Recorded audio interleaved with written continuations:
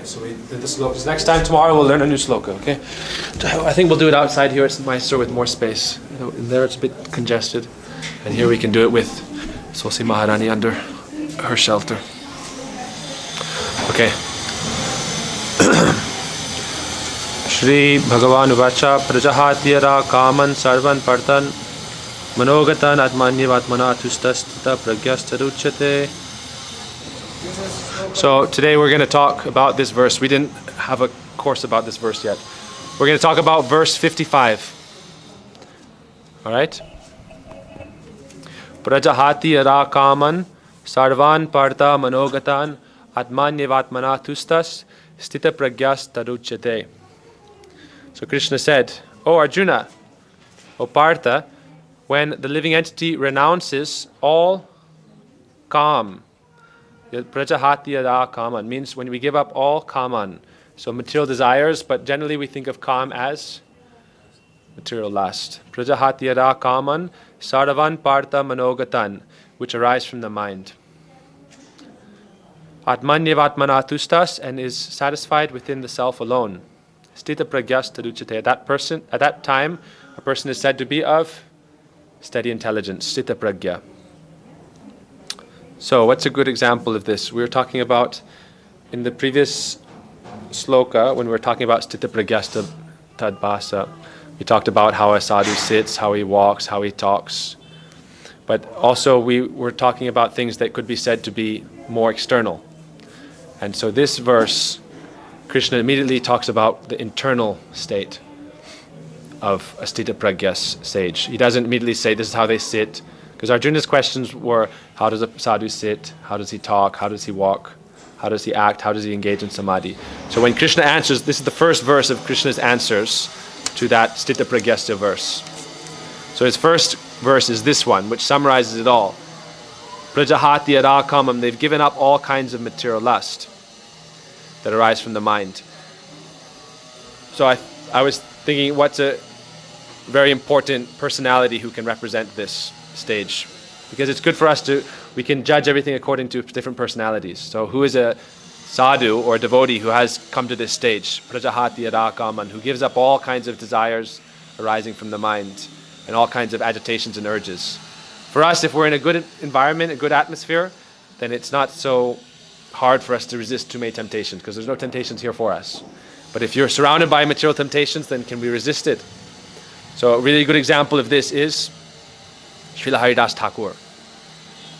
Prajahati yada kamam, he had no material lust. Even when the most attractive prostitute in the whole land tried to entice him, when she came in a very kind of revealing way, late at night, offering her services, offering to him, it said Haridas Thakur, it's a famous pastime of Haridas Thakur, maybe we heard it with Guru Prabhu. Haridas Thakur was chanting Harinam. He was chanting 3 lakhs Harinam a day. 1 lakh with this loud kirtan, 1 lakh with quiet kirtan, upang sujap, and 1 lakh Harinam with in the mind, manasik. So the Ramchandra Khan became very envious of him. Ramchandra Khan was very envious of him because many people were respecting him at that time. So therefore he hired different prostitutes and tried to find someone who was willing to go and pull down Haridas Thakur, make him fall down. Because most people think, if you he was doing a solitary bhajan, he was sitting alone in his ashram. So he said, your job is to go at night and try to make him fall down with you. So she went in very, like Gurudev said, very thin, like revealing clothes. And she came to his ashram, he was chanting Harinam, Hare Krishna, Krishna Krishna, Hare Hare, Hare Ram, Ram Ram, Ram Hare Hare.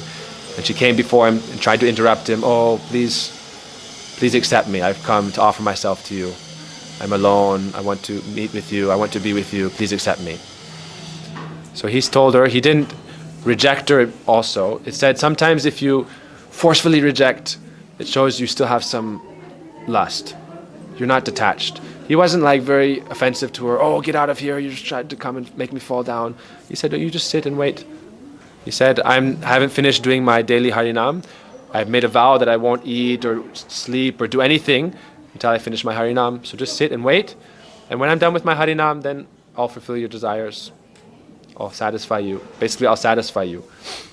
So she sat there and waited, and all night he was chanting Harinam. Every day chanting 3 lakhs Harinam. It's like then you barely have time to do anything else.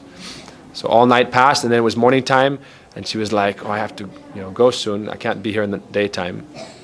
So she said, "I have to go soon." He said, "No problem. I still haven't finished my vow yet. So anyhow, if you want, you can come back again. But until I finish my vow of chanting Harinam, then I can't satisfy you." So she came again the next day and offered herself to him, said, "Please accept me. Please, I'm so lonely, and please, I just want to be with you. You're so handsome. I'm also so beautiful. We're suited for each other." He said, "No, please let me finish my rounds, finish my Harinam, and then I'll meet with you or satisfy you." So the whole night passed again in Harinam. Then the third day she came, and this time the Harinam started having an effect on her. So by the time the night finished, she completely surrendered to Haridas Thakur. She said, "No, I've given up this desire. Before I was only being bribed by the wealth of Ramchandra Khan to try to make you fall down. If I could make you fall down," he said, "I would give you so much wealth, so much money, thousands and thousands of gold coins."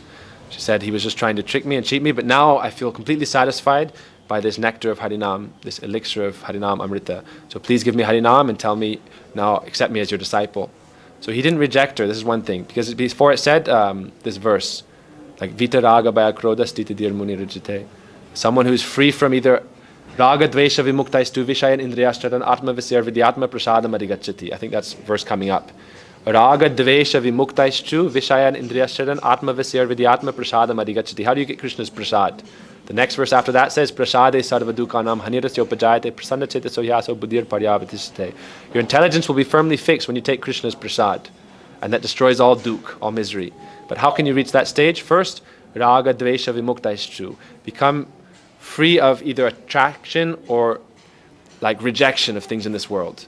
Because when we are rejecting things in this world, it's also a hidden form of our attachments. I don't like this, I like this. This is all material attachments. So he didn't do either things. He didn't say, oh, Raga Dvesha. He didn't have Dvesh. Dvesh is like hatred towards something. But what do we have hatred towards? That which isn't fulfilling our desires. So he had neither of these. He was aloof, and he was only chanting Harinam. And because he is Uttam Mahabhagavat, Namacharya, then through the power of his Harinam, he also changed her heart. And she developed this tendency to, or love for Harinam through his power. So then she became a devotee. He told her to shave her, go back, like to keep a shorter hair, to keep a sika and shave her head, give away all the wealth, dress in simple cloth, white, give away all her possessions, and stay there in that ashram and do Harinam like he was doing 3 lakhs a day. And he said, Krishna will arrange everything for you, don't have to worry. So it said she became such a great Vaishnavi that people would come from all over that country just to see her and have her darshan. And after that, Haridas Thakur gave her these instructions and left. He didn't stay there with her. So we see, even though he taught her and gave her Harinam, he didn't stay with her, because it's not the proper example to be set. Even though he was not disturbed. We see, he's the example of Prajahati Adakam, and he had no material lust. Why? It said it's very difficult, late at night, you're alone, and she's very beautiful for a man. It's very difficult. The senses naturally have like sense urges. In the later verse of the Gita, Krishna says, Apuryamana machala pratishtam samudramapa pravishanti advat tadvat kama yang pravishanti sarve sashantim atnoti nakama kami. That when you are like the ocean, even though many rivers are flowing into it, the ocean is not disturbed. It stays at its own level. It's not overflowing. So even though many desires may flow into the devotees like rivers, you can't resist that. You can't stop that. But you don't try to fulfill those urges. But he was even beyond that stage. He was not at all agitated. Prajahati Adakaman. He had completely given up all these material desires. Prajahati Adakaman. This is only by the power of his Harinam sadhan. So it said only Harinam can give us this spiritual development. And what's the proof of that? So we'll just finish this verse by discussing one story in relation to that. Before Haridas Thakur was who? Brahma. Lord Brahma. This is interesting because this goes along with Harinam Chintamani, which we're learning from Karuni Prabhu. So Haridas Thakur before was Lord Brahma. And as Lord Brahma, he was the creator, and he was always doing yagya, doing tapa, austerities, giving charity, engaged in yagyas, reciting the stuti, the Vedas. He was always busy. But even so, he became lusty after his creation, his daughter in the form of a deer. She was very attractive, and so he became lusty after it. And she took the form of a deer, and he took the form of a stag, a male deer, and he was chasing her. to engage with sex with her. So even though Brahma was doing all these other activities, still he had some calm, even though this is like an example for us. So therefore he thought, now when the Lord comes as Mahaprabhu, I have to take on a form to serve in his pastimes and take shelter of Harinam. Without Harinam, Harinam eva kevalam. Without Harinam, we cannot get progression in spiritual life. So therefore, he decided to come as Haridas Thakur. But he thought, I need help with someone who was himself fully engaged in Harinam Seva. So he took shelter of Prahlad Maharaj. Prahlad Maharaj was Brahma's grandson, but still he took shelter of Prahlad, prayed to Prahlad, please, when I come in Mahaprabhu's pastimes, please you should come along with me and help me become fixed in Harinam Seva. And another thing he thought was, if I want to give up all these material desires, what should I do? I have to accept external hardships and give up my pride of high position. Brahma, where does the word Brahmin come from? Brahma, and Brahma was the son of Lord Narayan. And so this is he had some pride of high birth. And thinking oh, if I'm in a high birth, then I'm better than other people. So therefore, we were talking before, I was thinking about this verse, and I thought about this story of Haridas and how it connects to the other verses. So if you look at the other verse we learned, in the first verse of Krishna, the first verse Krishna said in the Bhagavad Gita was, remember? Kutastva kashmalamidang vishame samapastatam anarya justamasvargam akirti kadam arjuna. In the first verse he talks about who is an Aryan, right? He didn't say who is an Aryan, he says you're acting like a non-Aryan, an Arya Justa. You're doing activities which is not befitting someone who is like an Aryan. So then if you look at this now, this is the second Sri Bhagavan Uvacha, the third actually. No, I think this is the second time there's basically Krishna spoke, and then now Arjuna asked some questions. And so now Krishna is talking again. And if you look, in the Bhagavatam, there's a nice verse that talks about who is the best of the Aryans. So before, we heard Krishna say who is not an Aryan. But in the Bhagavatam, he says in his discussion who is a real Aryan. Not only who is a real Aryan, but who is the best of the Aryans. And there he gives proof, or in the Bhagavatam, Mahaprabhu said Bhagavatam is the Praman. Srimad Bhagavatam Pramanang Mamalam. So the Srimad Bhagavatam is the topmost Praman, evidence. And the Bhagavatam, there's a verse that describes who is the topmost Aryan. It's a very important verse to learn. Aho bata swapachato gariyan yaj divagre vartate namatubhyam te pustavaste juhu sasnurarya brahmanuchurnama granantiyete. Says, Aho bata swapacho, even if one is a dog eater or from a family of dog eaters.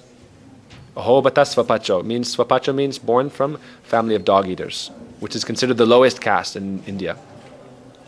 But if they are always engaged in chanting the holy names of the Lord, Brahmanuchurnama granantiyete, if they're always chanting the Lord's holy names, then Tepustapes Juvor Sasnur Arya. Sasnur means the topmost. They are the topmost Arya. Not someone who may be from a high family and is engaged in tapa. Tepus tapaste juhu. They're doing tapa, austerities, they're doing charity, they're doing dharma, karma, all these other things.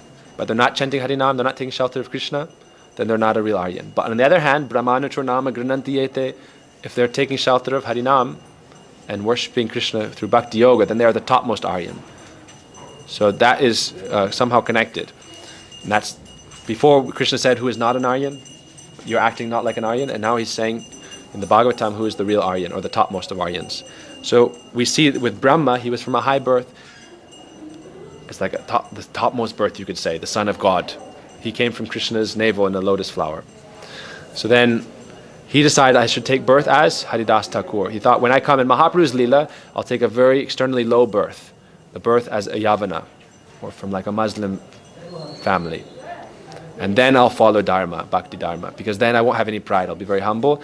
And so we see Haridas Thakur took that birth as a Yavana. He's Brahma himself. He didn't have to take that birth. He could have taken a very high birth, but he took that birth in a Yavana family. And then from there he practiced Bhakti Yoga. And from there he had to undergo many hardships also. Because he took birth in a Muslim family and started following Bhakti Yoga, then they don't like if you're like an apostate, someone who switches from their religion to another religion like Hinduism. So because of switching his religions like that, he had to suffer so much. They beat him in 22 marketplaces. But even then he said, Kande kande jari jaya deha pran tabu varane nachari ami harinam. Even if you cut my body into 1,000,000 pieces, I will not give up chanting Harinam. So we see, Brahma was also thinking, look, before I was Brahma, I was Krishna's son, Narayan's son. I was creating the universe. I was doing such a big I had taken up such a big responsibility. I was doing yagyas, I was doing tapa. Still I had this mundane lust attack me. So better I take a low birth and engage incessantly in chanting Harinam. And then when he was doing this Harinam sadhana every day, 3 lakhs Harinam, then even the most attractive lady at night came to him again and again saying, please accept me, I want to enjoy with you. You are very beautiful, it's a good, beautiful night. Accept me, I'll accept you, let's have loving affairs. But he had not even the slightest tinge of material sense desire. Why? If you're always engaging in Harinam sadhana and the processes, Haridas Madira Madadi Mata, very quickly you'll develop like intoxication from chanting Harinam, which becomes like a divine elixir or ambrosia. You become so satisfied because Krishna and his names ultimately are non-different. But Ata Shri Krishna Namadi Nabhaved Grayamindra Sevan Mukha Hijivato Swayam Eva Spuratita. Until you properly engage in seva and bhakti in the process, then these names of Krishna will not manifest in your tongue. Before that stage, you're not chanting Shuddhanam. But when you chant Harinam consistently, Bhaktisanta Prabhupada says, don't be worried if you have mundane desires come in your mind when you chant. The process to cross over these is to continue chanting. Continuously chant Harinam. Even when you're doing other activities, you can chant in your mind. Continuously try to chant Harinam. Then Hari is not different from his names. So when you cross over your anarthas, then you'll realize Hari in truth. And then Hari is the reservoir of all love and sweetness and beauty. So you become so attracted to him that all these things in this world is just like dirt and mud compared to a divine touchstone. Why would you think like we're attached to different kinds of material things? But if you get something that's millions of times more valuable, then you won't have attachment to the lesser thing. Like if you find a coin on the street and you don't have any money, you'll keep that very safely. But if you're a billionaire and you walk past so many coins on the street, you're not going to worry, you'll be attracted to them.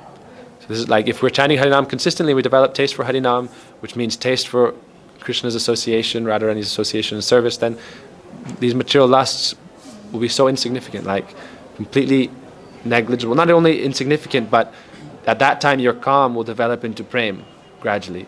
You'll develop to ashakti, bhav and prem. Then these ordinary things, it's like, for a giant, they aren't scared of an ant.